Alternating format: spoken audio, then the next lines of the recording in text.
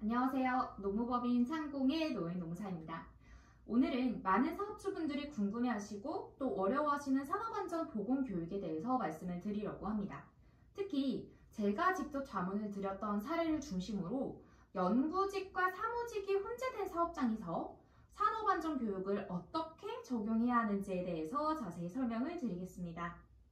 산업안전교육은 모든 사업주가 반드시 준수해야 하는 법정 의무 교육 중 하나입니다. 하지만 근로자의 업무 특성과 사업장의 구조에 따라서 적용 방식이 달라지기 때문에 처음 접하시는 분들은 헷갈리거나 또 막막해 하시는 경우가 많습니다. 오늘 영상을 끝까지 보시면 이 산업안전교육에 대한 기본적인 개념과 적용 방법을 명확하게 이해하실 수 있을 겁니다. 최근 저에게 자문을 요청하신 한 사업주께서 이 비슷한 문제를 좀 겪고 계셨는데요. 예를 들어 이제 A사라고 부르겠습니다. 이 A사는 연구소를 새로 설립하신 상태였고 연구직과 사무직 근로자들이 함께 근무하는 이런 조직 구조를 가지고 있었습니다. 이 회사의 경우에 산업안전보건교육의 대상과 범위 그리고 구체적인 교육 시간을 어떻게 정해야 할지 고민을 하고 계셨는데요. 문의의 주요 내용은 다음과 같았습니다.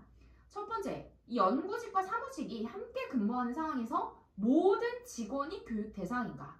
두 번째, 이 신규 입사자와 관리감독자의 교육은 어떻게 진행해야 되는가? 세 번째, 무제해 사업장이라면 교육 시간을 줄일 수 있는가?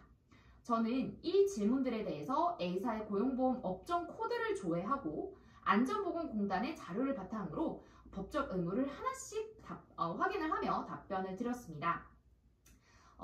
질문 중에 이제 첫 번째, 연구직과 사무직이 혼재된 상황에서 A사는 연구직과 사무직이 물리적으로 분리되지 않은 구조이기 때문에 연구직뿐만 아니라 사무직도 기타직으로 분류가 돼서 매반기 12시간 이상 교육을 이수를 해야 됐습니다.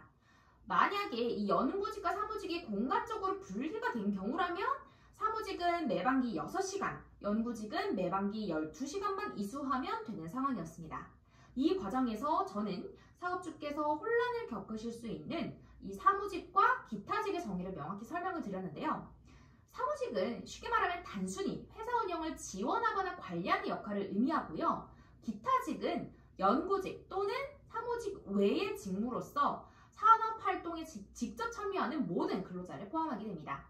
이 A사의 경우에는 연구직과 사무직이 한 공간에서 근무를 하고 있었기 때문에 사무직도 기타직으로 간주가 된 케이스였습니다. 두 번째는 이제 신규 입사자와 관리감독자의 교육에 대한 것인데요. 이 신규 입사자의 경우에 입사 시점에 별도로 안전보건 교육을 추가로 이수를 해야 됩니다. 요거는 정기교육과 별개로 이루어져야 되고요. 신규 근로자의 안전을 위한 중요한 과정이라 볼 수 있습니다. 관리감독자는 연간 16시간의 교육을 이수를 해야 합니다. 관리감독자는 사업장 내에서 근로자를 지휘감독하는 직위에 있는 사람을 말하는데요. 예를 들어서 반장, 팀장, 실장, 대표자 등이 여기에 해당이 됩니다. 이 A사의 경우에는 대표님이 연구소장으로 등록이 되어 있어서 관리감독자로 선임될 수 있음을 안내드렸습니다. 선임 후에는 관리감독자 임명장을 작성하여 보관하도록 조언을 드렸습니다. 그리고 세 번째는 이제 무제해 사업장에 대한 경우인데요. 이 무제해 사업장의 경우, 즉 산재가 발생하지 않은 사업장의 경우에는 교육시간이 일부 면제될 수 있습니다. 이를 증명하기 위해서는 이 산업재해율 확인서라는 것을 발급받아서 보관하시면 됩니다. A사에게는 연간 교육 시작 시점 기준으로 전년도 산업재해율 확인서를 확인하고 요거를 이제 증빙자료로 보관할 것을 권고드렸습니다. A사는 제 안내를 바탕으로 즉시 산업안전보건 교육 계획을 수립하고 관리감독자 임명과 신규 입사자 교육을 체계적으로 준비하셨습니다. 사업주께서는 이 교육 계획을 실행하고 나서 이렇게 말씀을 하셨는데요. 노무사님 덕분에 연구직과 사무직의 교육 시간을 좀 정확히 알 수 있었다. 혼란스러운 부분을 명쾌하게 정리해 주셔서 감사합니다. 라는 말씀을 하셨어요. 그래서 A사는 사실 법적 리스크를 해소했을 뿐만 아니라 직원들의 안전의식을 높이는 기회도 마련하게 된 사례였습니다. 산업안전보건교육은 모든 사업장에서 반드시 준수해야 하는 중요한 법적 의무입니다. 하지만 근로자의 업무 특성과 또 사업장의 구조에 따라 적용 방식이 달라지기 때문에 처음에는 혼란스러울 수 있습니다.